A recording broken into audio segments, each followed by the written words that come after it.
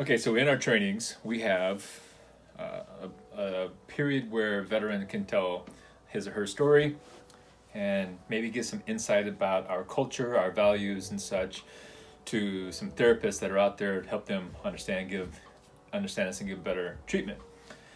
And if you see me yell here, it's because I have squirrels. I started giving them peanuts, and those suckers are now aggressive. So, apologies.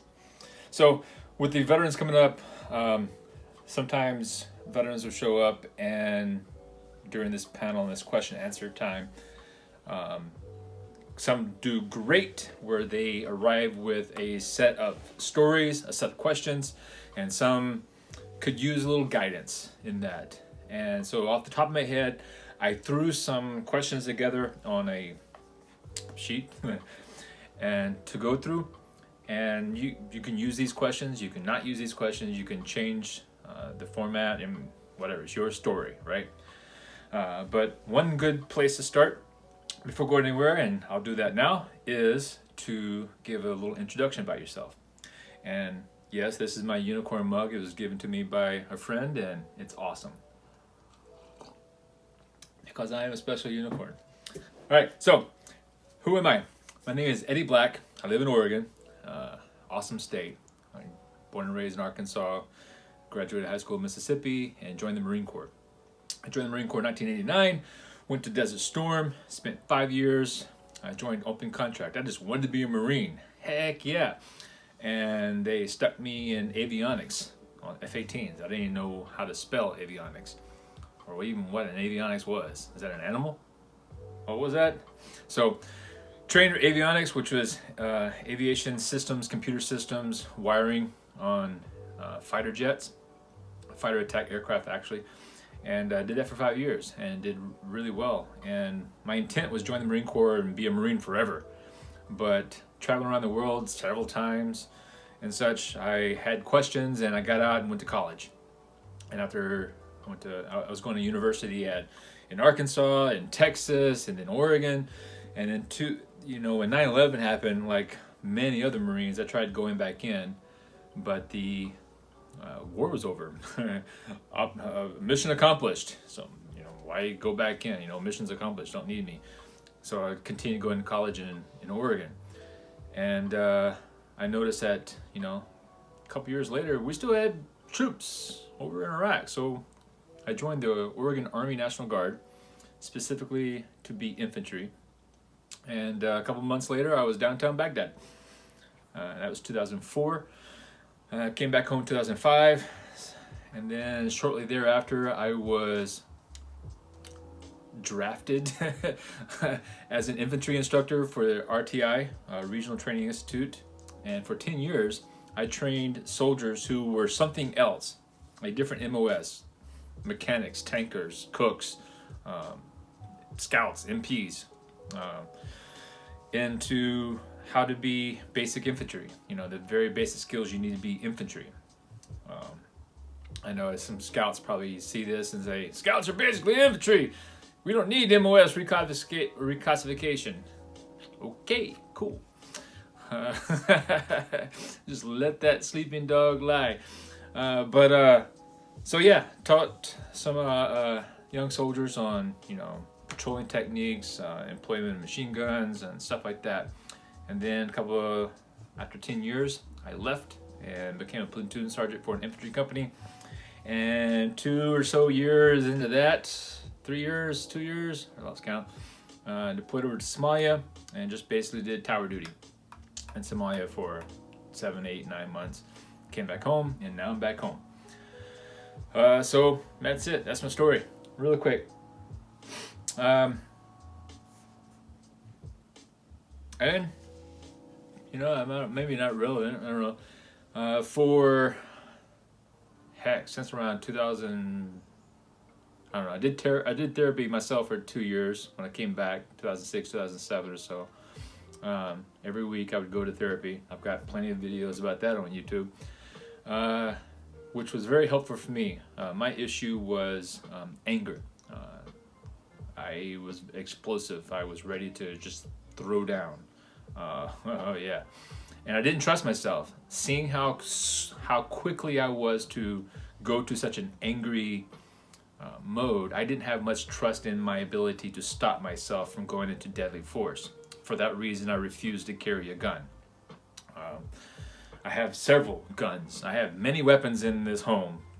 God's help you if you decide to do a home invasion. You're toast. But I am well armed. I carry weapons now all the time. Sometimes I don't, sometimes I do. But for years, I would not allow myself because I didn't trust it. My ability to rein myself in. I mean, honestly, the fact that somebody cuts you off in traffic is not a good reason to brandish a weapon, because that's not a good enough reason to kill anybody. So therapy helped me greatly. And again, there's plenty of YouTube videos out there on that. Specifically one on Superthink here in Portland, Oregon. So I did therapy also for over 10 years, well over 10 years. I did a combination of a variety of different works. I was the resiliency coordinator for the Oregon Army National Guard. So I ran the resiliency program, which was brand new. I'll tell you all about the resiliency program. I was tracking it before the Oregon Guard was tracking it. I was the second one in the state to actually go to the training. In fact, I have the article right over there, the January 2000 issue of the American Psychologist, titled Optimism. Well, actually, the artwork is called Optimism, with Seligman and George Valent and other researchers on this new field of positive psychology. I've been tracking this for decades. So I was really happy when the Army brought this program out. Unfortunately, the Army has destroyed this program, made it practically useless. But their intentions were good at the beginning. I worked with the suicide prevention program for a couple of years.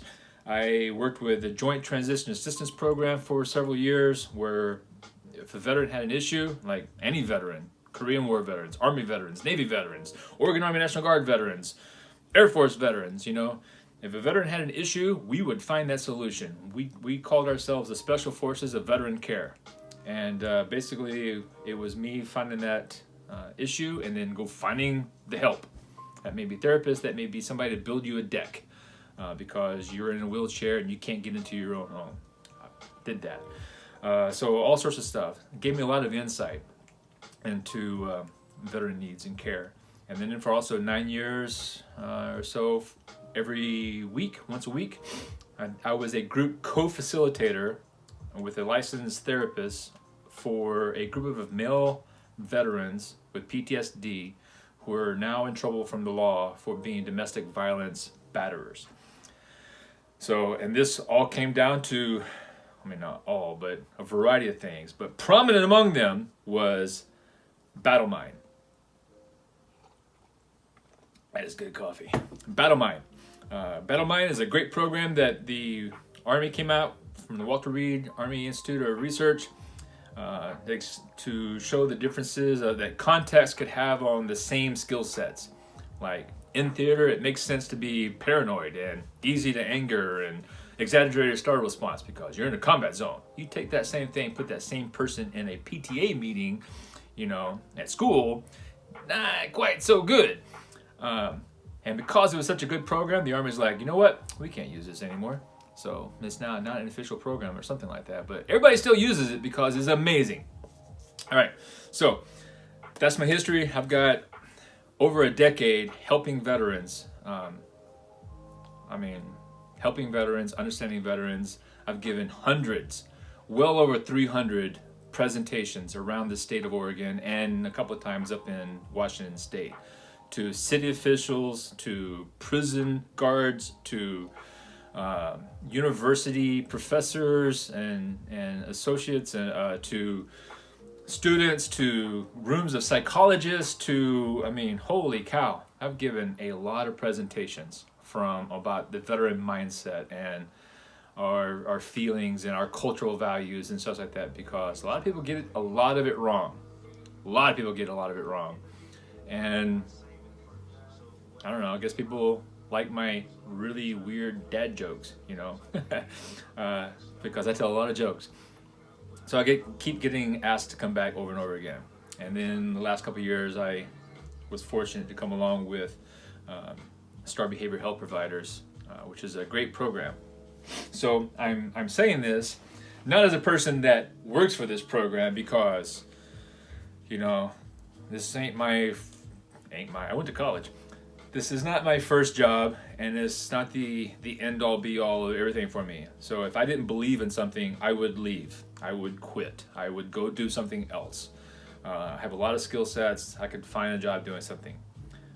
Also saying that I have, because I've given hundreds of presentations around the state, I have seen hundreds of horrible presentations. I have walked in, like a lot of police departments do week-long crisis intervention trainings, CIT events, and all day, Monday through Friday, right? And they go over all sorts of stuff, schizophrenia and homelessness and all sorts of stuff, and how they could interact with that better, because a lot of the places out there are using police officers as first responders for people in mental health crises, and they need the training. My hats off to the police officers. Good job. I love my police officers. But one of those groups is veterans. Anyway, I have shown up to a lot of trainings, waiting for my turn, sitting in the back, where some psychologist, has given his or her training presentation, and it is so dry. It is so dry. But not only that, the person is clueless about the military. Absolutely clueless. They'll throw out stuff about, PTSD in the military, as if my PTSD, well, I've never been diagnosed. I've never asked for it. It wasn't important to me to be diagnosed or not. Possibly I had it, possibly not. Don't know. I'm better now, so there's that. But as if a combat veteran's PTSD is the same PTSD as somebody that's gone through sexual trauma, right? Somebody, let's say a rape victim, or anything like that, they're not the same. There's some similarities at a physiological level, but there's similarities physiologically between me being, sexually aroused and angry. Not gonna go into that can of worms, but there's just so much misinformation out there by non-veterans about us. And the trainings that I have seen geared towards psychologists out there about veteran stuff has been horrendous. As a veteran, I have yelled, screamed, shouted, cursed at these horrible trainings. Horrible. That serve no good at all. Actually are detrimental to our health and well-being. That is not the case with the trainees that come from CDP, Center for Deployment Psychology. I was very skeptical at first when I was like, yeah, right, what do they got to tell me? But they won me over quickly. I have sat in on many trainings of theirs over, 3 years of trainings. Year 4, I was in Somalia. 3 years of sitting in on trainings and listening to them. We have different levels. Level 1, like an intro. I'm one of the trainers, so it better be good. But I didn't write the deck. I delivered the deck that they wrote and gave to me, and I'm able to deliver it because they wrote a good deck. My issues with formatting, my issues always with formatting. I'm an artist, but aside from that, the content is amazing, and the level 2 trainings and the level 3 trainings, prolonged exposure therapy and sleep ideation, sleep problems, whatever, all this sort of stuff, they deliver it amazing. I challenge you, anybody watching this that has worked with veterans or is a veteran, I challenge you to find issue with this training. It's amazing. Can't speak enough about it. It is so good. I believe in it so strongly that that's why I work this program. It's not the best pay. It's not bad pay, but it's not the best pay. I could probably make better money going somewhere else. But I believe in this program. That is why I'm here. And the people are amazing. I love all the people from top to bottom. They are all great people that work hard and do their best and are all competent and great in their fields. So, man, I consider myself fortunate to be part of this amazing program. All right, enough brown nosing. I'm not getting promoted. All right, so threw out some questions. People can use these questions if they want to or not. All right, but figured, just top of my head, threw these out on a piece of paper, and you know what? Why not answer the questions myself? So here we go. And I'm going to see if I can also chapterize, bookmark it to where somebody can just skip to different parts. But anyway, here we go. Question 1. Dun, dun, dun, dun. I'm going to lose track of the numbers. Knowing what you know now, would you let your kid join the military?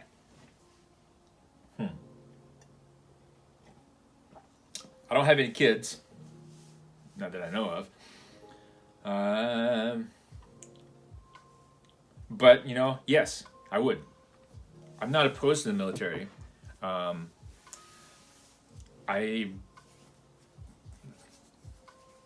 not opposed to the military at all. Duh, I've been in it for 23, 4, 5 years. So, no, I'm not opposed to the military at all. Is there stupidity in the military? Yes, there is. But you can find that anywhere. Go work at any job. You'll find stupidity. You'll find bureaucracy. You'll find IT sections that don't give a damn. So, yeah, I'm talking about you computer people and military. Anyway, so yes, I would. Not an issue. Would it be the same if your kid was a boy or a girl? Yes, but then again, I am coming at this from a male perspective, so I don't know what it is truly like to be female in the military. I do know that the military is hyper-masculine. Our values are masculine. And yeah, I know some women veterans in the military who are outstanding. Some of the best NCOs, non-commissioned officers that I know. 2 of them are in the Air Guard, Amy and Jennifer. So, amazing. So, and I also, when I was working at RTI, infantry instructor, when the Army opened up everything to women, changed the policies and stuff, I saw some of the very first females come into infantry school. And we passed the first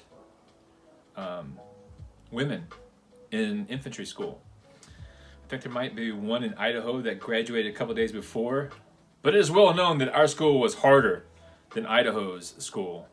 We add a whole lot of extra field stuff, many more ruck marches. So yeah, the women that passed ours, they earned it, absolutely, because we want to train infantry to succeed. We just don't check the boxes. We know these individuals may be going into harm's way in the future. Training infantry is not it's not a check the box activity like whatever. Watch the PowerPoint and you're good. No, but yeah, and I've seen some of the things that some of the women had to deal with. I had this one woman come through. It's a sergeant, and there were rumors flying all over the place. Like several soldiers, I say several, 3 or so, had come up to me and said, "Hey, I seen this soldier. She was making out with another guy in the break room or so." I'm like, "No, you didn't." Yeah, no, I did. Well, a friend said, like, "No, he didn't. No, you didn't." I heard that several times, and I would go, I would pull the female soldier.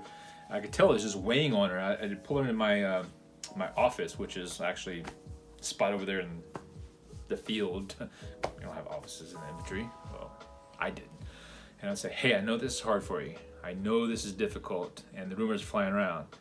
But you're first. You're a trailblazer, all right? I want you to know that I'm not listening. The other instructors, we are not listening to the rumors and stuff that are flying. So don't worry about us being unfair to you. All we're looking at is, can you do the task? Can you do such and such? We're grading you on this.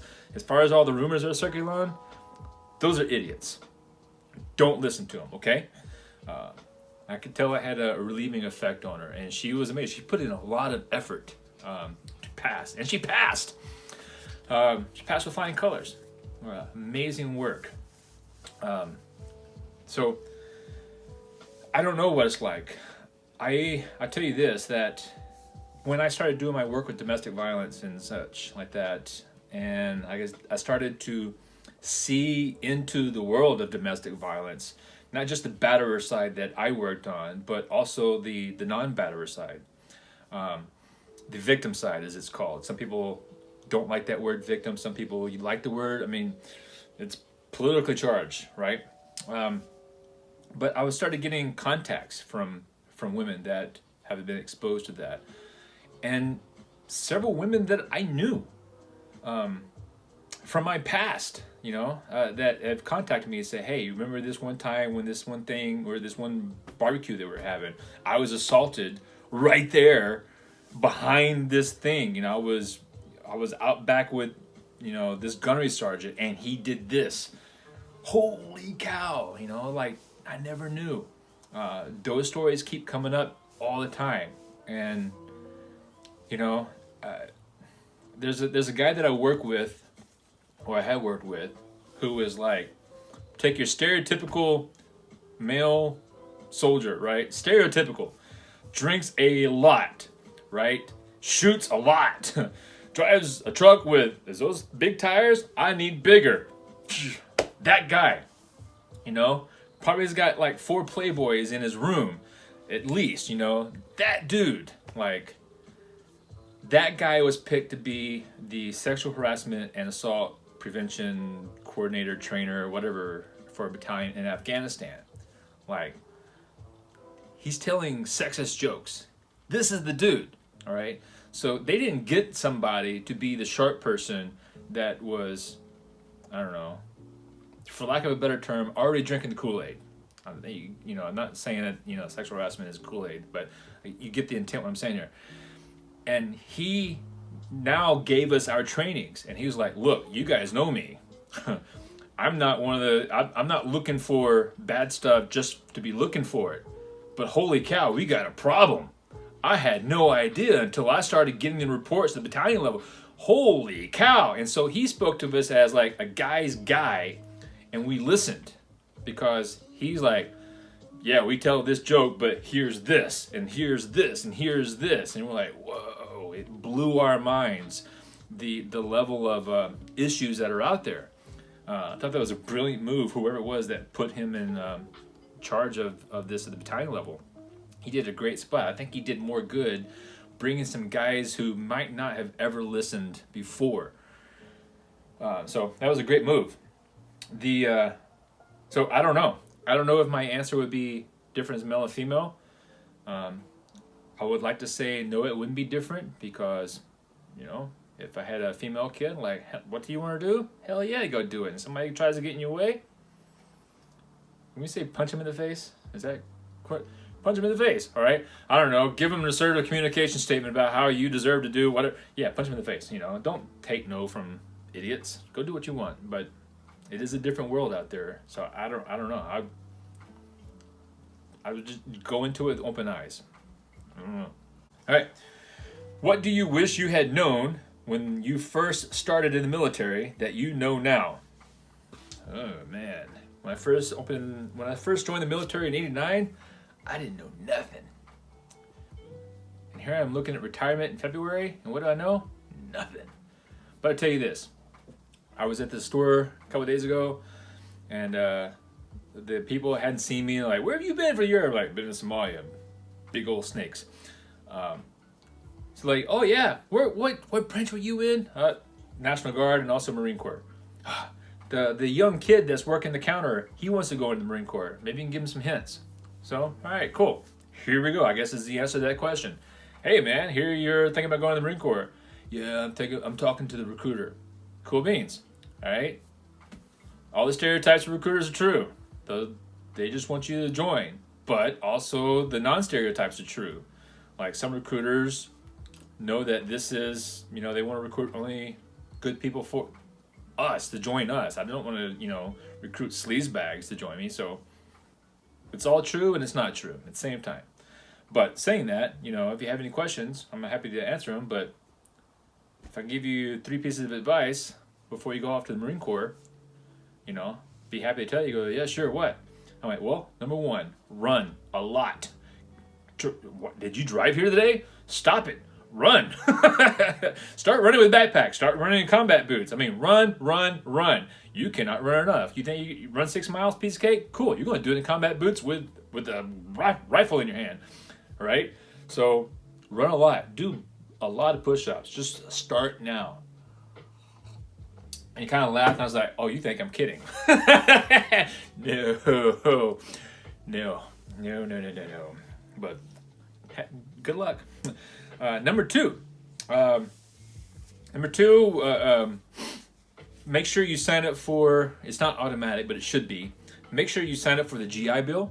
You have to sign up for it. Yes, I want this. Otherwise, you don't get it. I want the GI, or at least it was when I joined. Sign up for the GI Bill because you never know what you're going to be like in 5 years. Maybe you get medically discharged. You know, maybe you lose an arm. Maybe you say, you know, I'm sick of the Marine Corps and you want to go do something else. But make sure you sign up for the GI Bill. 2, make sure you start day one, what's called the Savings Deposit Plan, SDP, right? And I would say at least 10%, but shoot for 20%, right? As much as you can, Savings Deposit Plan. And when you get out 4 years, you have $50,000. I don't know. You can have a lot. I mean, over 4 years, I had 4 years of just a little bit thrown in. I was able to put in like $15,000. So, I mean, yeah, living on post where you don't have to pay for rent and anything like that, you can go really nuts. So you could get out in 4 years, have college paid for without a GI Bill, extra money to pay for books and rent and stuff like that, but also this nice little nest egg that you could use to buy yourself a house or a small house or something. I don't know. But set yourself up. And number 3, well, maybe it's 4 things. Don't go buy a sports car and marry a stripper when you first start. Now, that's a joke that a lot of people in the military are like, ha, ha, ha. But also, if you've been in the military, you know, like, well, that does happen. There's plenty of people that have bought sports cars, you know, at 30% interest and go to that strip club that's right outside the front post, you know, outside the front gates, and all of a sudden, boom, they're married and they're spending all their money on her. Don't do it. Don't do it. I've seen it. And then the last thing, remember this, the Marine Corps, any branch of service, the Marine Corps can be the worst thing in your life, or it can be the best thing in your life. The difference is you. And I don't care what it is that you go to. You go to a birthday party, you go to a concert, you go to a picnic, you go to a strip club, whatever. You go to something, your attitude and how you approach those things will either make it a horrible experience or a great experience. There's so much opportunity for you to do things, right? Holy cow. I mean, the best example I know is a friend of mine. I think he just retired. Young guy, when I first met him, I was like, this guy's a nerd. Now I'm a nerd. But he worked part-time job when he got off work in the Marine Corps delivering pizzas.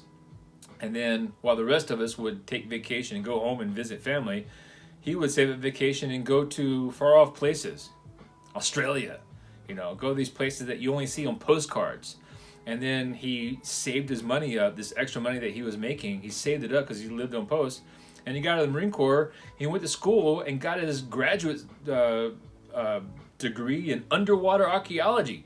Still traveling the world. I mean, don't even think about looking at his geocache. His geocache is insane. I got like 100. He's got thousands all over the world. And then he went to active duty Coast Guard Academy, was commissioned in the Coast Guard, and then spent a career as an officer in the Coast Guard, working his way up there, doing amazing things. And then he just graduated. Now he's working at another university where he started us all at. I mean, this guy did good in his life. He did not squander his opportunity. And I know some other people that go in the military and they get out, and what have you got to show for it? Jack. Nothing. Nope. Got a hat. Secret squirrel. Yeah, and they go to school and they squander the GI Bill. They don't spend all their money and all that stuff like that. So it's just, I don't know. You can make it what you put into it. And I see too many people in the military that's like, man, I hate this. This is the worst thing in the world. Yeah, and what are you doing? This person is going to Class 6. It's a store where you buy stuff. Buying alcohol, drinking alcohol in his room, playing Xbox, and that's it. That's his life. Man, I hate this base. Cool. And it goes to a different base. What does the person do? Same thing. Man, I hate this base. Yeah. Okay. Awesome sauce. All right. Don't blame the military for you not doing anything. All right. That was a long one. All right. Next one. Give 3 ups and 3 downs about your time in the military or deployment. 3 ups or 3 downs. All right. 3 ups. People. That's easy. There's a saying. It's not the job you miss. It's the people. That is true. That's sometimes, like, man, it's 7 degrees outside and we sleeping in sleeping bags. And your sleeping bag goes because all the frost and such is frozen on top of it. Like, I don't want to get out of this thing. It's cold. Your boots are frozen. So, yeah, sometimes the situations are just no fun. But the people, you know what? Misery builds camaraderie. And the military is like, you know what? We're going to have some good camaraderie. Because we're going to heap some misery on them. So, yeah, the people. Another one, the money. Sometimes, like you go on a deployment, man, you go on a deployment with hazardous duty pay, tax-free. Man, I was making good money. What the hell was I making? In E7 with over 20 years in a deployment zone, tax-free. What, 80,000? 90,000? I don't know. Should look it up. But yeah, I was making good money. Paid off all my credit cards. It was amazing. 3, I saw some cool places. I mean, born and raised in southern Arkansas. My perspective on anything was this big. Because this is all I knew. The southern Protestant white dude.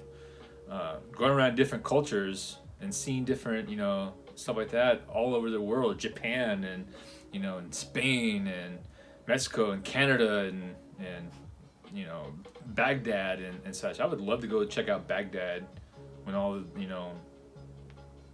not in a war zone. Go check it out. Some really great people there. Somalia. Man, there's some cool people in Somalia. So, yeah, seeing all these different cultures and people, man, that really opened my eyes up. Really helped me a lot when I studied psychology and studied philosophy in college afterwards. In fact, that's been one of my biggest critiques of some of the college students who think they know everything. You ain't been nowhere, son. What do you know? Right? So, yeah, that's 3 ups. 3 downs. The people. Sometimes it's the people. People's a great thing about the military. Sometimes it's the worst thing about the military because we have a rank structure. And sometimes the biggest idiot in the world, who is most sure of himself and has the stupidest plans you've ever could imagine, is also the person that's in charge and has more rank than everybody else. And guess what? We got to do that. Why do we have to do the stupidest thing possible? Because the person with the most rank said so. There you go. That's a common occurrence. There are plenty of majors out there that need a refund on their lobotomy. And I need to practice drinking. Okay, I just leave that one alone. Next thing, another negative, the living conditions. Being single in the military sucks. It's probably one reason why young soldiers and Navy people and Marines and such are marrying strippers just to get the hell out of the barracks. In fact, there's a joke that's out there like, will you be my, forgot the terminology now, but will you help me get out of the barracks?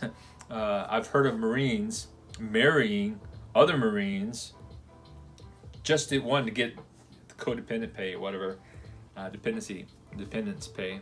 Yeah, but also be able to move the hell out of the barracks. The barracks suck. The barracks are horrible. I mean, see, my apartment here is just an average size apartment. I don't know how many square feet it is, but it's just an average size apartment for this area. Man, you can put 12 Marines in here. I kid you not. Go to your average kitchen in your average apartment, the galley style kitchen, all right? You can fit 2 Marines in there. Easy. 2 bunk beds on one side and 2 wall walkers on the other side. And you got enough room for one person to walk down at a time in the middle. Bam. That's the Marine Corps mentality right there. I want to stack people.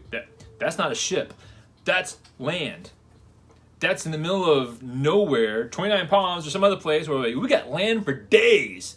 Let's stack Marines like sardines. That's the military thing, you know. Like, I get it. If you're an E1, if you're private, sure, let's put 1, 2, 3, 4 of you in a room because you're young. This is your first time away from home. You don't know better. We need people to keep track of you and make sure you brush your teeth, you know, tuck you in at bed, you know, that there's no animals running around.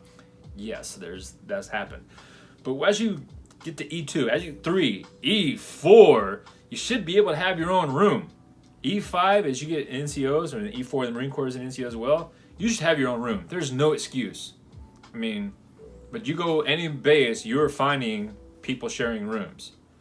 And that might be so bad for a lot of extroverts out there, but a lot of us are introverts. And we hate, more than anything, people in our personal space, right? Don't like that. So, man, you want to talk about retention in the military? Why do we have a retention issue? Let's throw $30,000 at soldiers to get them re-enlist. I tell you what, build some better barracks. Just give us our own rooms. It's not that hard, people. Have you sat down and talked to soldiers?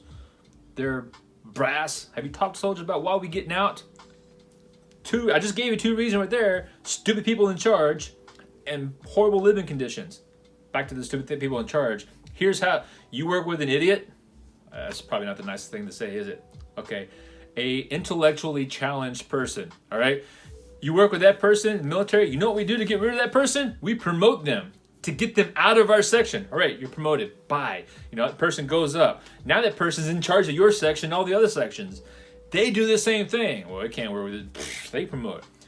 Can't tell you how many senior people I've met. I'm like, how did you get here? That's what it is. I mean, everybody knows. Everybody talks about this person in the hallways and at water cooler about how they're promoted up because nobody likes working with this person. Many people like that. Welcome to the military. I know the military is not the only one that does that. Civilians do that too. But man, it's hard to get fired in the military because we need numbers. We need number of personnel to be in us, so you know we have what's called readiness and all this other stuff. So it's hard to get fired in the military. Believe me, I know. When I was a young Marine, I tried hard to get fired. I'm like, what are you going to do, fire me? You can't fire me. So I would mess with the sergeant major. I'd play games with him, and I was on a lot of work details. I filled a lot of sandbags in my day because I was like, you can't fire me. Boo, I'd play games. All right? You can't fire people. There's a lot of incompetent people in the military who should not be in the military. Yep. I'll just leave that at that. All right, number 3. What's the third thing? Deployment schedules. This is mostly for the Army. And it's gotten better. Like the last deployment that we did, I was gone for like 9 months or so. So a month train up, a month demob, and then 7 months or so deployed. That's not too bad. Still, it's a long time. It was not that long ago that the Army said, yeah, you're going to deploy for a year. And if you're National Guard, it's several months before and several months after. So a year and a half. Whereas some units, some groups, some militaries, they'll send you out for 6 months. Shorter, easier. All right, 6-month deployment, man, before you know it, it's over. But 9 months, man, it's starting to get dragged. After 9 months, anything over 9 months, man, is like nobody cares anymore. Like, it's complacency is just an issue. So, I don't know. There's various research out there about length of deployments versus number of deployments and things like that. I'm not going to talk about that. It's in there. Actually, I think it's a tier 2 training or tier 1. But yeah, the length of a deployment sucks. And but the Army's like, why can't we keep soldiers? Because keep sending them off for long ass deployments. Had a 2-year-old kid when you left and you came back and he's almost 4. Wow. And then now he's 5 and like, hey, guess what? We're going to send you back over again because it's been a year. Or, it's supposed to have 2 years dwell time in between deployments, but that doesn't always work. So, there we go. That's number 3. All right. If you could do it all over again, would you? Knowing what I know now? No, because I've learned all these lessons and I wouldn't do it again. I would go do something else. I'd have a PhD by now. But assuming, and it's a philosophical question, assuming I don't know what I know now, I would probably make the same choices I did before because I'd be in the same state. So it's a kind of a weird question if you're a philosophy person like me. But I get what I think I was trying to say there. It's like knowing what, would I do the same thing again? It afforded me a lot of opportunities. And yeah, I'd probably do, if nothing else, then for the GI Bill. I would do it for the GI Bill because, we didn't grow up rich. So, yeah. All right. What is something that you think Hollywood movies get wrong about the military and or deployment? Here's one. Okay. Well, first, please hire some military people. I mean, I know there's reasons why they do this, but you'd have to be so bad about it. Hire some military people to get your ranks right, to get terminology right, get your weapons right. Hell, how to do a salute. This is not a salute, people. It's not. Holy crap, right? Or this. I'm like, what is this? Ugh. Tons of issues. I mean, the worst movie out there as far as everything. Holy cow, Basic. It's hilarious. It's so bad. It gets everything wrong. Don't even talk about The Hurt Locker. Man, I hate that movie. But it used to be like you look at old movies, John Wayne, the Green Berets, and stuff. Movies had this different impression about them. Like, hey, these are professionals. These are soldiers. That's the best word, professionals. And then you look at Platoon and After. And here's the gist. These aren't professionals. These are scared kids from, Oklahoma, just who were tricked into the military by, this slick military industrial complex that's out there. And then all of a sudden we're like these bright-eyed, naive kids that join the military, and now we're scarred forever by just this horrible, senseless thing of war, which itself is perpetuated by the military-industrial complex. We're cogs in the machine from Pink Floyd The Wall or something. Like, oh my gosh. Or we're all hyper-adrenalized, hyper-masculine, redneck assholes, pardon me, who like nothing to do than to shoot up everything and send us to war. We're like, hell yeah, we just want to go shoot up everything. Okay, you take both of those individuals, so whatever character you got, bring them back after the war, and now we're messed up.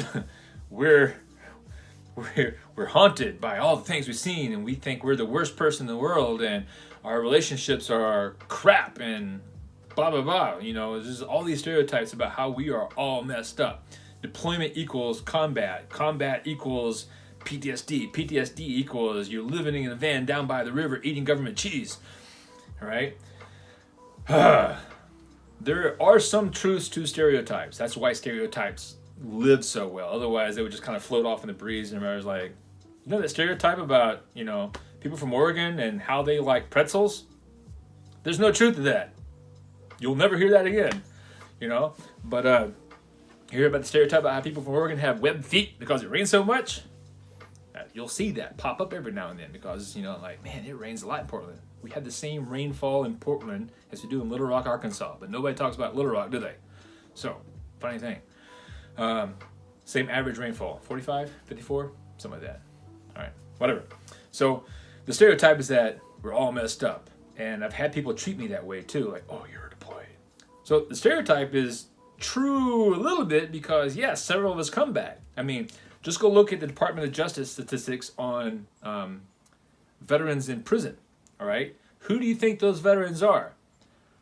Not much Air Force, not much Navy. It's Army and Marine Corps. Well, who is it from the Army and the Marine Corps? What's the MOS? Is it truck drivers? Is it the computer specialists? It's infantry. It's combat arms, right? Well, why are they in jail for? Embezzlement? Stealing? No. Aggravated assault. If you look at domestic violence rates, hard to find good rates good numbers, good reporting about domestic violence rates in the military. But when you do find stuff out there, we have a higher rate of domestic violence in the military. Yeah, we have all these other jobs, but remember, the one job of the Army is infantry. It has one job, infantry. Every other job in the Army is support for infantry. Yes, tankers, your support for infantry. Yes, artillery, your support for infantry. What is the job and purpose of the Army? So I know a lot of people just got angry about that, but that is the truth, Ruth. The same thing, the Air Force. What is the one job of the Air Force? Pilots. Everything else is support. Everything else is support for those pilots in the Air Force, right? The Navy, who the hell knows? But so infantry. We are a combat arms organization. Combat arms meaning within small arms range, right? So that is the point and purpose of the military, and that is the culture of the Army particularly, and the Marine Corps especially, is how to close with and destroy the enemy using superior firepower and tactics. That is our mindset. That is our culture. All right? So there's some truth in those stereotypes, but that is it. That is all that Hollywood ever shows. That is the stereotype. You're in the military. You messed up in the head. You're haunted. You have moral... Man, don't even get me started on moral injury. Moral injury is like the hot button now. For years, psychology never touched moral injury.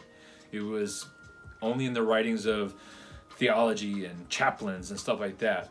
And then you start seeing moral injury pick up in like psychologists starting to broach the subject, because what does psychology have to say about morals? Morals, that's ethics and stuff like that. So that's the world of philosophy. But psychology's gone into there.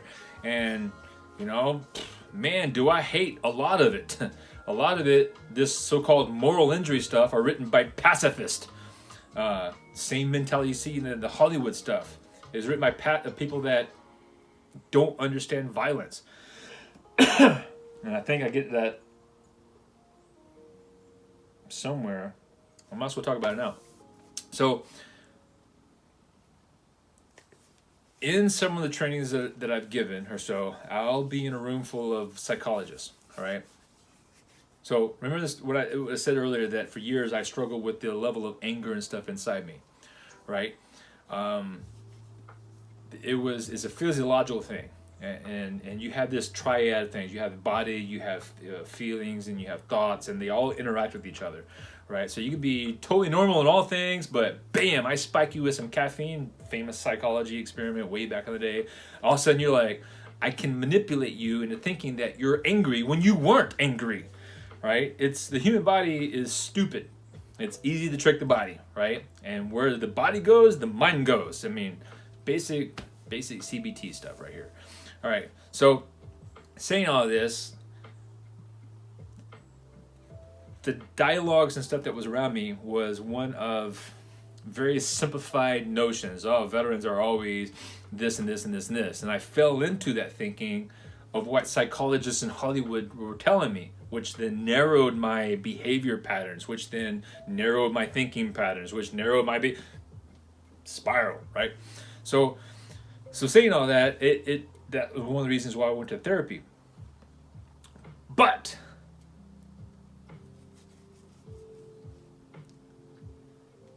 see, how do I phrase this?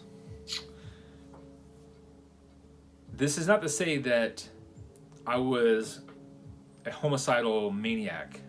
I can go homicidal on someone, but this isn't to pigeonhole me into one small thing. And because I'm trying to struggle how to use these energies when they are there or not there, the violent tendencies within me. But some people don't understand that, all right? One time I was in a room, this was 5-10 years ago, it was a room of 200, 300 psychologists and therapists and others, whatever. And I asked a question, just like this. I'm like, raise your hand if you've ever been in a bar fight for fun. And a couple hands went up. But most of the people in the room was like this. Why would it be in a bar fight? Bar fight? Huh? Their confusion. Why would you be in a bar fight? That's the same thing as like, why would you drink arsenic? I don't understand. What's the question? Why? But there were hands up. I'm like, huh? And those of you that are in a bar fight, how many of you had beer with the person that you got in a bar fight with? And a couple of hands, most of the hands stayed up. I mean, it was like 5 hands out of 200, right? And I'm like, what branch? And I went from left to right. Without fail, they were all military, all prior military. Army, Marine Corps, Army, Marine Corps, Navy, Air Force. Good for you, buddy. Awesome job, Air Force. Way to represent, man. Everybody laugh. Meanwhile, the psychologist in the room was like, I still don't understand why you would be in a bar fight. I'm like, okay, I see confusion in the room. Anybody would like to explain why you would be in a bar fight? Because it's fun. Bingo, winner, chicken dinner. All right, because it's fun. A lot of people watching this may be thinking like, I still don't understand what you're talking about. That is because you're not the kind of person that will fight for fun. So you're not drawn to even joining the military in the first place. The reason why some people would want to join the military is like, you know what, there's opportunity there. I could probably get some college. I could probably learn some organizational skills. There's another type of person that's like, military, man, I love fighting. I love blowing things up. Hey, the military gets to do all that stuff. Hell yeah, I want to join the military, right? That's a very narrow stereotype, but we're selecting for that type of person. So those type of people are in the military and our culture. Think about it. You got to want to fight. You got to like to fight, because what am I training you for? I'm training you to fight. Remember, the job of the military is to fight. So yeah, you got all these people that join the military to be computer people, to do coding, to whatever.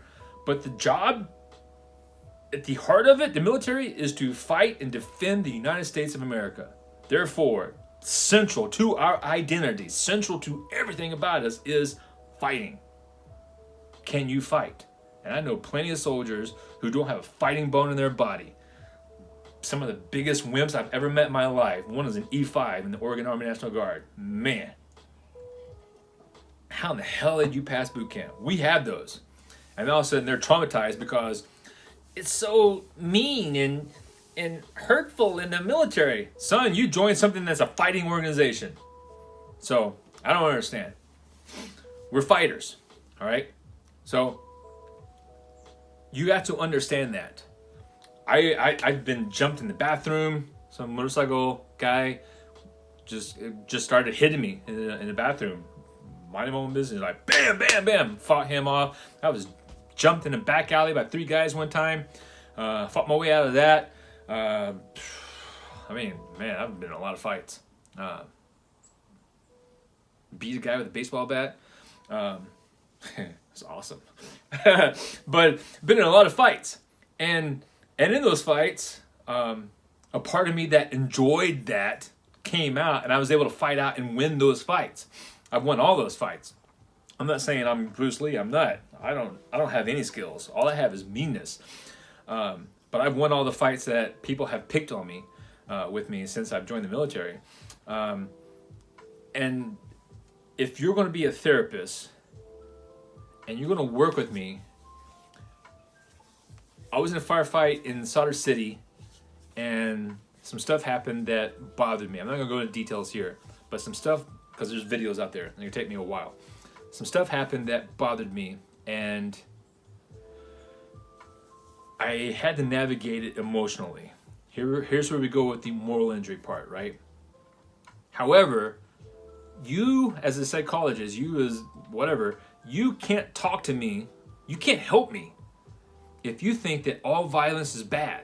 If you think that the fight that I was in Baghdad, where I'm struggling with the things that happen, is in any way the very same thing as this violence over here that I did and has no issues whatsoever, There's this conception, there's this belief that is perpetuated everywhere that violence itself, perpetuating and or witnessing violence, is always traumatic. Baloney. That is absolute malarkey. I've heard the people parrot the phrase PTSD is a normal reaction to an abnormal situation. Baloney, baloney, baloney. Because if violence, if murder, if all this stuff were so abnormal, we wouldn't have the crazy rates that we have right now. We wouldn't have 500,000 years of human violence. We are a history of a species of violence. Chimpanzees, go look at chimpanzees. Those are some violent people. We're cousins. We have stuff, and this is where people go with bonobos. We're cousins to them too, right? We show both of these tendencies, bonobos and chimpanzees. And you don't think bonobos ever fight? They do fight. Fighting is in us. Just because you fight, just because you whatever, doesn't mean all of a sudden you traumatized and you messed up forever. But yet this is what people think. So if that is the case, that violence is always bad, violence itself is traumatic, and we are a fighting organization, a culture that rewards and trains and celebrates violence, that often goes out and do said violence, holy cow, what chance is there for us? That is the stereotype that we face all the damn time.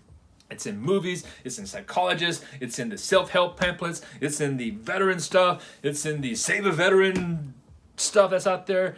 It is horrible. It's actually, and it's detrimental to our health and welfare. Absolutely. If I can get one person, if I can get people just to stop one stupid thought, that would be it. That is so much, because it doesn't help for a second the veterans who are struggling with violence. You can't come up to a combat veteran and say, yeah, violence is bad. We need to get past that. Don't you feel bad for doing it? That's not going to help nothing. So this is where a lot of veterans who haven't thought all this through, but they know it deep inside, they'll say things like, well, if you weren't there, you don't understand. If you're not a veteran, I can't talk to you. This is where that comes from. The distrust of talking to non-veteran therapists. This is where it comes from, because you don't understand the differences of different types of violence, and you automatically assume this negative bias against it. And I get it. I said this to a room psychologist one time. I was like, you deal with the repercussions of violence every day. You deal with sexual violence, you deal with drug violence, you deal with family violence and violence against children and assault and all. You deal with this all the time. You see client after client after client of people that are struggling with the effects of violence. But if you're going to work with combat veterans, particularly combat veterans, you're going to have to learn to separate violence and not just automatically throw the violence that we perpetuate as part of our purpose and meaning and identity into the same thing. And it gets even more muddier than that. Just wait till you go into the culture of military sexual trauma. Like, the vast majority of military sexual trauma has zero to do with sex at all. It's about violence and aggression and power and such. And that's a whole other ball of wax. But if you're going to go there, you need to understand the landscape. Whew. All right. Let's go to the next one, because I think we're at 3 hours now. All right. What is something you think Hollywood movies get right about the military and or deployment? What do Hollywood movies get right? Well, it's not the equipment. It's not the tactics. It's not the uniforms. It's not the behavior. And it's often not the terminology. Oh, dark, dirty. But sometimes they do get right our culture of purpose and professionalism. You do see that sometimes. And honestly, I love, what was that movie with Jack Nicholson and Tom Cruise? You can't handle the truth. They're all correct. I mean, if you don't understand Jack Nicholson's drive for why he think he was right and agree with him a little bit, then you don't really understand the Marine Corps. If you can't agree with Jack Nicholson's character, Colonel whatever his name, a little bit in that movie, then you starting to understand the Marine Corps. I'm not saying he was right or in the code red. You know, I'm not saying that, but I'm saying I understand it. All right. Okay. So I need to get that right sometimes. All right. What is something you wish civilians and your family understood about you and your experience in the military? I already hit that on the last question about the movies and violence and stuff like that. I hit that in a nutshell right there. Yeah. So go to the next question. What is something that you get tired of hearing from people after your return from the deployment?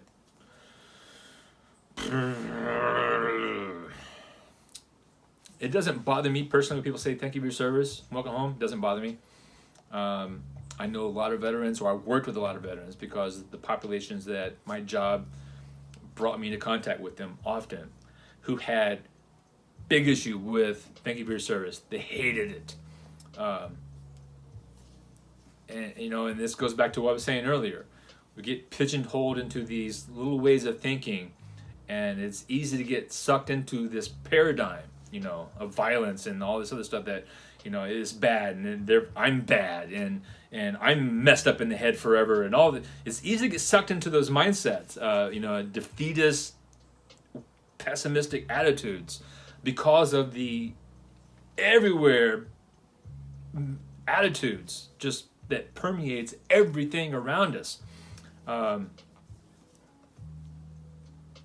But you know, I had issues with that a little bit myself because I was just angry all the time, and I was like, man, I'm dealing with stuff right now. And you said thank you for your service, but now I appreciate it. You know,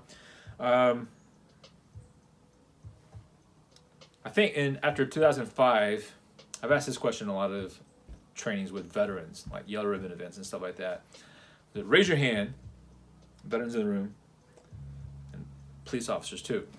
Raise your hand if you've ever been accused of being angry, or people ask you, why are you angry? When you ain't angry, every hand goes up. Everybody, like, me, it happened 3 times a day. All right? There's a couple of reasons why that, there's a couple of reasons, but I'm going to go over 2. 2 main reasons why that happens. 1, our culture is often very direct, and people not in the military, not in law enforcement, not in the military, misunderstand directness as aggression. So, for example, this. Hey, you go fill up the paper in the printer. What civilians hear is, hey, you idiot, go fill out the paper in the printer, you lazy bones. That's what civilians hear, all right? Because we're direct. So when I write emails to people, I will often write it, and before I hit send, I'll read it again and pepper in some other stuff, you know, like I'll send emails with, I've gotten this from coworkers a couple of years ago. Is Ed mad at me? No. and another coworker who was like, you know, prior military is like, no, that's how senior NCOs write, direct to the point. So they're like, hey, Bob, here is the event A, B, C. The time is 1200. This, and this, and this. Just the facts, right? Nope, can't do that with civilians. In the Army, we call that well, we call it different things, but there's sometimes we give a gatwa, you know, where you're going, others that you're taking with you, time you're going to be out there, while, you know, you're gone, there's all sorts of stuff, right? Just the facts, you know. A lot of times, you say you're on patrol, we ain't got time to go, hey man, I'm going to go over here and check out this hilltop over here. I appreciate it, you know, it'd mean a lot to me if you could, like, establish security over here, kind of watch over there a little bit. That'd be so great. You know, I really appreciate all that you contribute to the patrol. We wouldn't be nearly as successful in this patrol if you didn't contribute to this, but you know, you're just a magician with machine guns, and I really appreciate that. We ain't got time for that. Hey, I'm going up here, all right? Establish security over there. Done, all right? So that's the military communication. Civilians don't understand that. So I pepper in, hey, it's great to hear from you. Hey, you are awesome sauce. You know, I'll tell jokes, whatever, because otherwise people, they take it the wrong way. They just can't handle direct communication. The second reason is that a lot of people come back from deployment or so. This has nothing to do with PTSD, although PTSD can be in this. But just coming back from deployment, you're going to have some issues. In fact, the Army did a study, STARS, spelled with 2 R's. What it stands for, I don't remember. The Army loves to be cute and make acronyms. Like, you know, it's just our thing. So STARS, STARRS.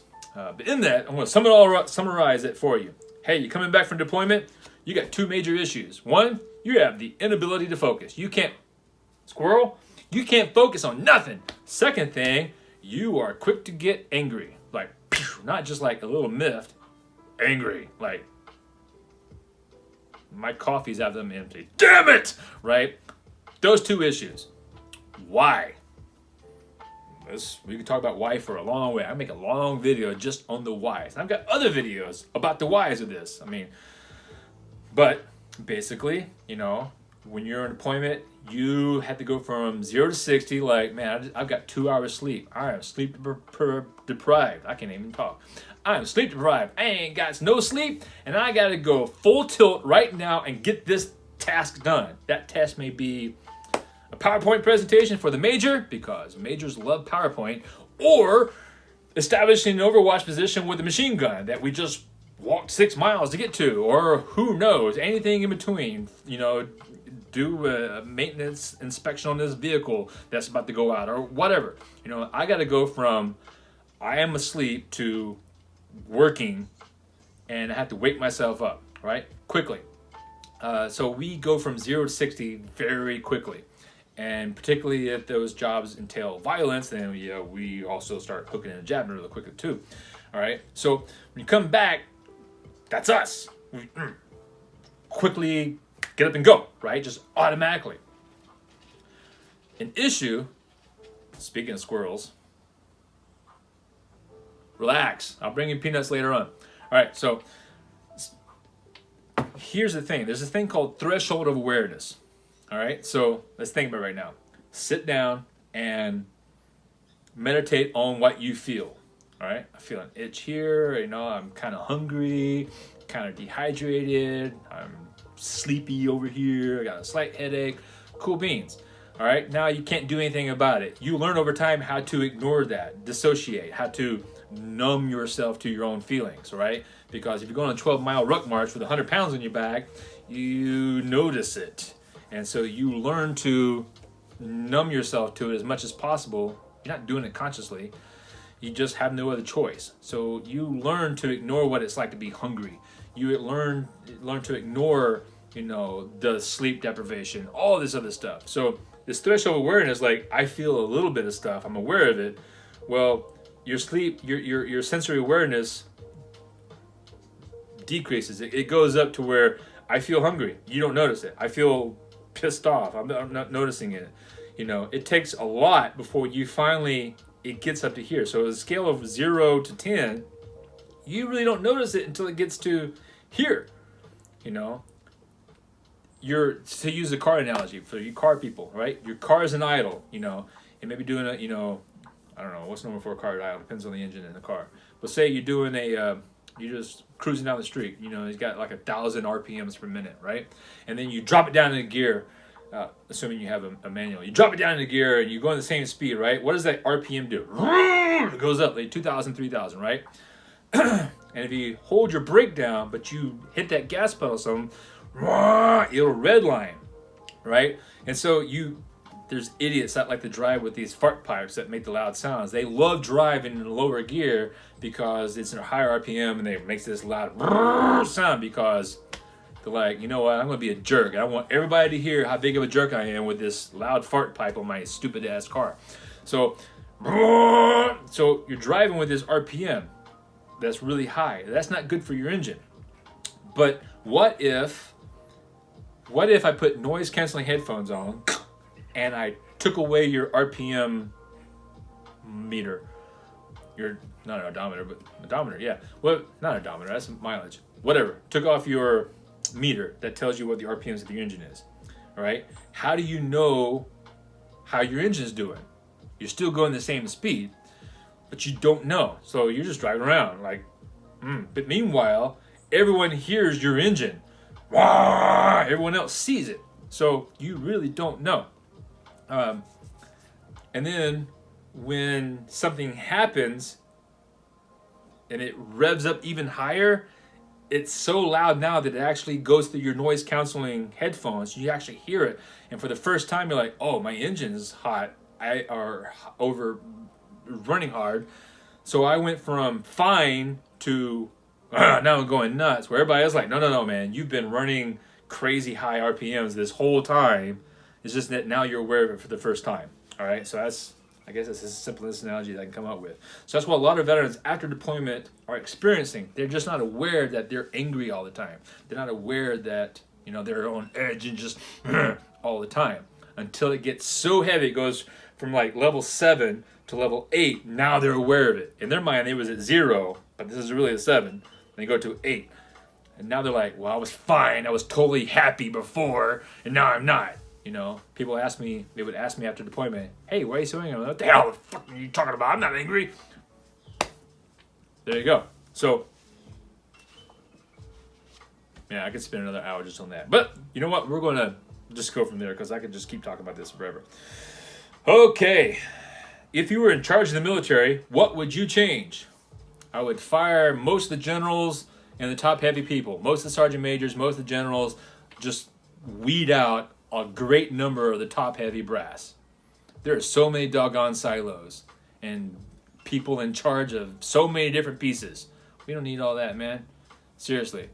And I would fire people, get people out. Like, if you've shown to be incompetent, like, kick you out. Like, I would rather have a Marine Corps a third its size with Marines that want to be there that are competent than, Marines that, there's a staff sergeant I know that pointed a loaded weapon at soldiers in training because he's that stupid.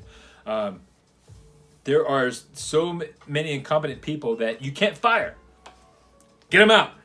Get them out. Our culture's toxic with them. Our culture's incompetent with them. And you have people that are supervisors in positions that are like, oh, for me to get promoted, I need to make a name for myself. How do you do that? Do something.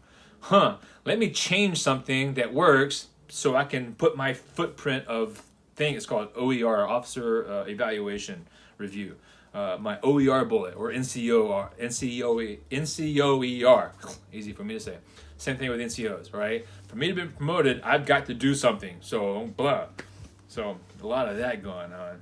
Yeah, I would change. I would fire a lot of people. And that money that we save because I fired 10 generals, we can build better barracks for soldiers. All right. What is something that you're really proud of about your service? Well, something I'm really proud of. I joined the Marine Corps because I believed in the values of the Marine Corps. Semper Fi, do or die, gung ho, gung ho, gung ho. But Semper Fidelis, always faithful. That to me is hallowed words. I don't take those lightly.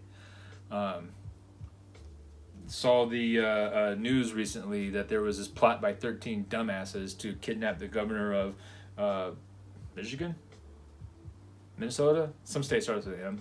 But a couple of those were probably Marines. That hurt. That hurt me. That is not Semper Fidelis. That is not faithful to your country. Why is this flag the best flag? Why is this flag, will I be willing to die for this flag? Because the values it represents, not because it's just the country that I'm in, because the values of this country. What are the values? E pluribus freaking unum, man. Out of many, one. The history of our country, did it start off wonderful? Hell no, it didn't start off wonderful. It started off with slavery. It started off with, you know what? The only people that can vote are landowners. Screw all you poor people. And exploitation across the board. I mean, pick somebody. If you're not rich, you're toast. That's the history of our country. But in our DNA were some Enlightenment ideas of, freedom and liberty and individual freedom. It wasn't fleshed out at the time. Nobody knew what that meant. But that was baked into our DNA. And then we fought over that. Over 200 plus years, we have been fighting those fights. Well, when you say free, what do you really mean by free? Can these women be free? But we've been fighting that fight for a couple hundred years now. Continuously evolving, developing what it is to be a free society. A free republic of people that elect people that represent our interests. Notice I said our interests and not interest of, insert large company here, to represent us in Congress, in different systems, the House of Representatives and the Senate, two different ways of representing a population of people.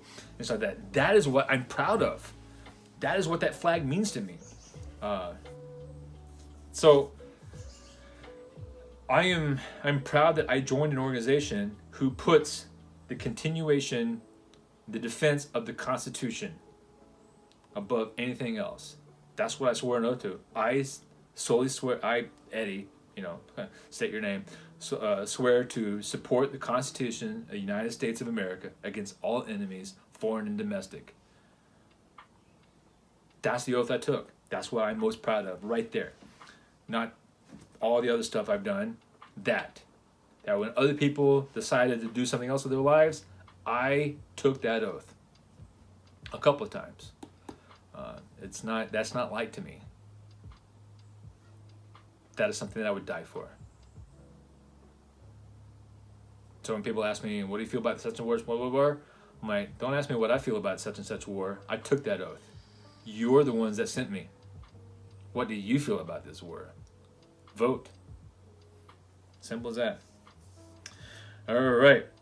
Last two questions. Why is therapy a good idea? Because, all right. You ready? Let me get a drink of coffee here because I'm about to roll this out on you, Slick. All right. Why is therapy a good idea? Because, son, I gave you some peanuts. Fatso, Scrub Jays. They come every day and like, give me peanuts. I just gave them some. All right. So why is there? All right, here we go. Remember, all right, so here it is, January 1st, right? Time for my New Year's resolutions. Bam! I'm going to write the great American novel. I'm going to lose 10 pounds. Just a sec. Done. Serious. I'm going to do this and this and this, right? But here's one that most everybody can relate to, right? I want to lose 10 pounds. I want to go to the gym all the time. And you see that, if you belong to the gym, you see it all the time. You hate January. Why? Because the gym is packed in January. Come February, it'll be fine again, all right? But January, it is packed, all right? Because we all want to be better selves. But is it easy getting up in the gym? I mean, man, for a year, I'd get up at 5 o'clock in the morning and go to the CrossFit gym. 5 o'clock. And I hated myself all the time. Why the hell am I getting up at 5 o'clock? 4:30 to be at a 5 o'clock class at CrossFit gym? Why? I'm stupid. I'm an idiot. I don't want to go. I even made a video of myself coming back from the gym. Dude, it was awesome. I am so happy I went. Hey there, future self. Don't be lazy. Get up. Go to the gym. And so I would get up in the morning, and sometimes I'm like, you know what? I'm not going to go. I just don't feel like it. I'd watch that video, and it would remind me, yeah, it's true. I have never regretted getting out of bed and go to the gym. Ever. Ever, ever, ever. Right? And there's other tricks and tips and getting that as well, too. But point is, it's hard as hell to do without other people. And the CrossFit gym helped with that because I'd go in and people were like, hey, yeah, good to see you. You're working out with other people and you're sharing that experience. And so and you don't show up, they call you out. The coach is like, where were you Thursday? I slept late. Sorry. Right? So that's just getting up and going to the gym. That's 3 miles away. It's not far. So if that is the case with the gym, what do you think it's like if it's something that's difficult? Like, all right, I have a problem with something. Pick anything. It could be negative for a problem. Like, for example, sex. Sex is great, right? What if you're, I almost said sexaholic. Whatever. What if you're addicted to sex? Like, all the time. You ever watch that motorcycle drama series, Sons of Anarchy? The guy's missing no finger. He's missing fingers. All right, some of you got that. You're like, okay, obviously dude's got a problem, right? Couldn't stop. Now he's missing fingers. All right, so I like chocolate. Chocolate's awesome, right? Cool. Eat too much chocolate all the doggone times. Hello, diabetes. I like beer. This is Oregon. We have some great freaking beer here, right? A lot of, the Cascade hops and stuff like that. What if I drink beer all the doggone time? It becomes an issue. So if you say you have an issue, is it easy to do by yourself? Is it easy to get better by yourself? Hell no, it's not easy. It's damn near impossible. You know, this idea that you can, let me go into this thing that I'm struggling with behaviorally, emotionally, mentally. Let me go into this every day. What's on my calendar today? You know what? I can play some Madden football on TV, or I've got 2 hours on my calendar to sit down and really think and dive into all my thoughts and feelings, and to be honest with myself, how I'm fooling myself, how I'm lying to myself, how I'm shirking my responsibility when at times, how I'm, avoiding things that I should be able to handle or want to be able to handle, all that stuff. Let me do that for 2 hours once a week. You ain't going to do it, son. A good therapist is going to hold your feet to the fire. When I did group work, a lot of times the veterans in the group would be pissed off at the end of the group. They'd be out in the parking lot in a small little group talking about the lead therapist that worked for the group. Like, she's always pushing our buttons and blah, blah, blah, blah, blah. It's like, hey, man, you ever join a gym and the coach made you feel sore? Like, yeah. Imagine joining the gym where the coach is like, hey, how many push-ups you want to do? 1? That'll work. Good enough. You getting your money's worth? You ain't doing nothing? I'm like, well, yeah, you're right. It's like, if you go into the therapist and you don't ever feel nothing, you're not doing work, man. If you don't feel uncomfortable, you are not doing the work. And the only way you're going to get better is do the work. So that's why therapy is a good thing. You ain't going to do this by yourself. You ain't. I don't know any other way to say it. So, yeah, go to therapy. Now, again, let me back up for a second here. Without going into the specifics about the numbers, one of the things that's represented or construed, like whatever, about veterans and deployments and stuff like that, but veteran equals, deployment. Deployment equals messed up. So if you went on deployment, you're going to be messed up in the head. Well, again, I got a video about this elsewhere. The numbers-ish. Don't hold me to the numbers because depending upon which study you read and which year, which deployment, which parental service, all that stuff. But basically, 1/3 of the veterans that come back are going to be A-OK. They're the same as they were. No better, no worse. One-third of the veterans are going to come back. They're going to be even better than they were before. They'll have developed problem-solving skills, collaboration skills, communication skills. They have developed all this stuff even better. And then you got 1/3 of veterans that are in worse shape when they came back. They have trust issues. They have attention issues. They have emotional issues. All right? Even the veterans that are better or the same may have some of those issues when they come back because you're changing context. From this context to another context. I mean, the easiest example is like, hey, you work a 9-to-5 job? Cool beans, bro. Hey, you're on vacation, and I'm going to send you to beautiful islands in the South Pacific where you have nothing to do but sit in a chair and drink from a coconut. There you go. All right, after doing that, and that's all you got, no cell signal, no nothing, no TV, just being a lazy bastard for a week, 2 weeks, a month. Let's do it for 6 months. Let's do it for a year. You do that, and I'm going to take you back out, and I'm going to go put you right back into cubicle hell or whatever 9-to-5 job you're doing. All right? And you got to start off running with both feet at the same time. It's going to take some adjustment to get back into the swing of things, to get your mind back in that mentality. Cool beans. Go the other direction. Here's a slower speed, but I'm going to throw you in an environment where you don't get much sleep, where you are always like this and this and this and this and this, and I'm going to throw you back into this much slower speed. Come on, people, we got to go. Hey, man, it's lunch break. Relax. Lunch break? We ain't got time for lunch break. You can eat while you move, right? It's going to take some time to adjust. So, it's normal. Relax. It'll be okay. And most people deal with that pretty easy when they come back. Most people come back and they just, after a couple months, they kind of slow down back to this normal speed of things. It's too easy, right? But yet there's 1/3 of people that have some issues. There's a variety of reasons why. So, yes, those individuals could benefit greatly from some therapy. It's the same thing like asking a coach, all right? I promise you, Every gym bro, man. Yo, gym bros. Every gym bro out there that I've seen could benefit greatly from having a coach. When you do squats and deadlifts, man, there's a gym in Somalia. I'd walk by it all the time, and I would see people do deadlifts and squats, and I'm just like, ugh, that is wrong form. Holy, ugh. Like, that person there is going to hurt his back. I see it all the time. 9 out of 10, easy 9 out of 10 guys were using improper form with squats and deadlifts. Man, you know how I know? Because I messed up my back a couple of times doing deadlifts and squats.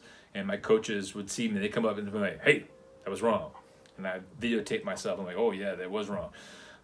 It's not easy. Get a lot of benefit from having a coach there, all right? Doesn't mean you're an idiot. It's just another set of eyes to help you be better, all right? The number one sin that I see in gym bro culture is weight is more important than form.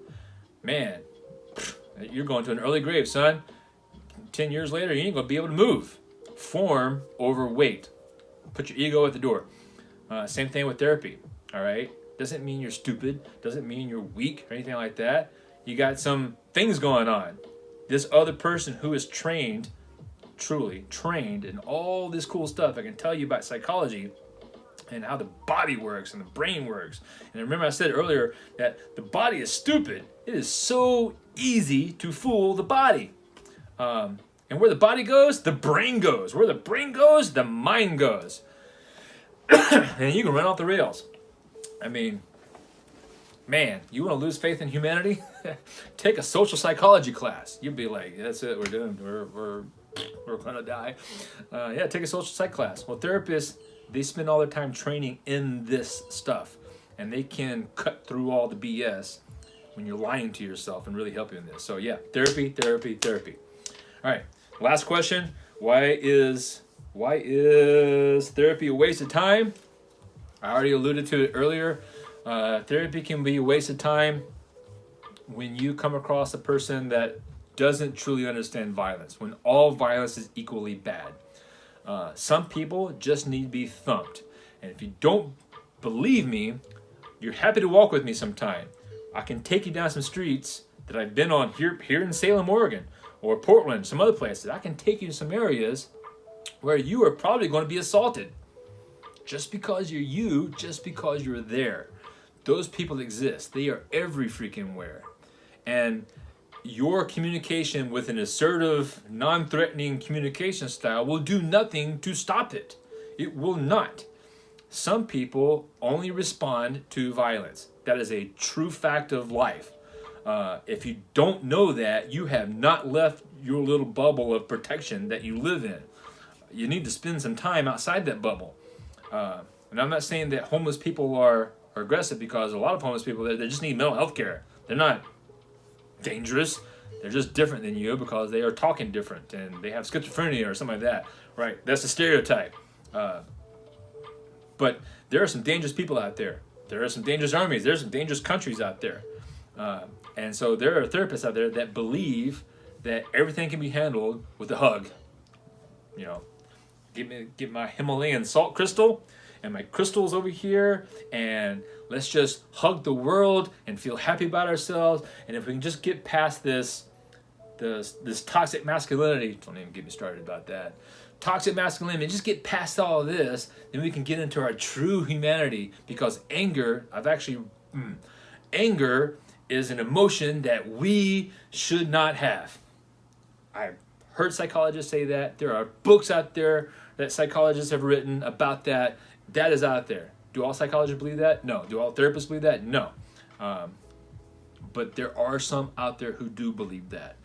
And if you fall into that camp, you are not ready for a combat veteran. You're going to hurt that combat veteran. That veteran is going to be in worse shape for having met you. So yeah. Saying that, if you're a veteran and you meet one of those people or somebody you just can't click with, leave. Go somewhere else. You know what? It's not me, it's you. I'm sorry, but got to end this therapy and we'll find me another person. Good luck with what you're doing, but I gotta go somewhere else where I can get the help that I need. Okay, cool beans. Saying that, I've also worked with veterans who, we check in every week, and they're like, yeah, I'm on another therapist. Another one? This is your fourth one. Yeah, it just didn't click. Is it you? Because it seems like you're running. Every time you deal with a therapist, it seems like you're running. So yes, if you're not clicking, leave. But if you find yourself doing it a couple times, it's probably not you. Here's an example that may make more sense. Analogous. So, one of my warning signs. We used to talk about warning signs. How do you know when you're aggravated and stuff like that? And you try to find the earliest warning sign that you are volatile. All right. So for me, when my thighs were getting tense, all right, because the way I was driving in traffic, that if I noticed that, which only comes through meditation, stuff like that. But if I noticed that, I knew that soon I would be going into road rage. All right. Before that, what I discovered was back in the days when we had iPods, I used to have an iPod, and I don't know, a couple thousand songs on it. They're all my songs. I paid for all these songs. Therefore, I like all these songs. Otherwise, why would I pay for it?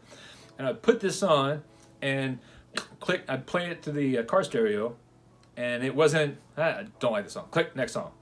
Click, next song. Click, next song. Click, next song. Okay. 1, 2, 3 songs, sure. Absolutely. You're not in the mood for death metal. You're more, Miles Davis mood. But 20 songs? I would find myself clicking to 20, 30 songs. Just click, click, click, click, click. I soon realized that when I caught myself doing that, it wasn't the music that I had issues with. It was me. I was in this volatile state of nothing is right, nothing works, everything is irritating state. And if I'm in that state, here's a free cheeseburger. It's got the wrong bun. Right? Dude, free cheeseburger. It's 3 slices of bacon, not 4. Nothing makes you happy. And I found myself in that state a lot of times. I had to stop and, slow my roll and calm down. So, same thing with a therapist. If you find yourself going through therapist after therapist after therapist after therapist, maybe it's not the therapist. Maybe it's you. Stop, slow your roll, stick with one. Stick with one. Get, as we say, the nugget of wisdom out of the stuff, right? Trying not to curse. But stick with one for a while. After 6 months, you're like, nope, there's nothing going on here. Move to another one, but do the freaking work. You ain't doing the work just by showing up. All right? You ain't doing the work just by showing up at the gym. All right? Some people celebrate that because that was your obstacle, just going to the gym. But, okay, cool. But once you establish a habit of going to the gym, you need to start establishing a habit of actually doing stuff and not just chit-chatting around the water machine. Actually doing work, right? Same thing with therapy. Yeah, you showed up. Good for you. Awesome. Put a badge on your freaking thing. You gots to do the work. If you ain't doing the work, you might as well drive to Walmart. Don't drive to Walmart. Especially if you're having issues. Combat veterans, do not drive to Walmart. You're just asking for trouble. You're going to get angry. Yeah, I speak from experience, and also veterans I know that have brandished weapons and stuff because they're going to Walmart, because it is, don't go to Walmart. So yeah, that's the video. That's the questions. That's a lot. I went down some rabbit holes there. So this is a lot. This is a whole lot more than anybody has got to say on any panel discussion, because I think we got less than an hour, 30 minutes, 45 minutes, an hour tops for panel discussion. We don't have this amount of time. I only went into a lot of details because I'm me and I have a lot to say about all this stuff. And I've been working with this for over a decade now. But pick one question, pick 2 questions, pick 3 questions, and go into it. If you don't want any of these questions, come up with your own questions. Tell a story. Tell a story that really illustrates, the good or the bad or both about your time in the military, the time of deployment. All right. But yeah, there's no right answers. There's no wrong answers. We just want to help paint a broader picture for people about, the military and our culture and stuff like that. So that's it. Thank you for hanging in there. Go right now to the store, buy yourself some cookies, Nutter Butter, Oreos, Chips Ahoy, I don't know, something, whatever floats your boat. Buy yourself some cookies because you deserve a cookie or 2. Ha.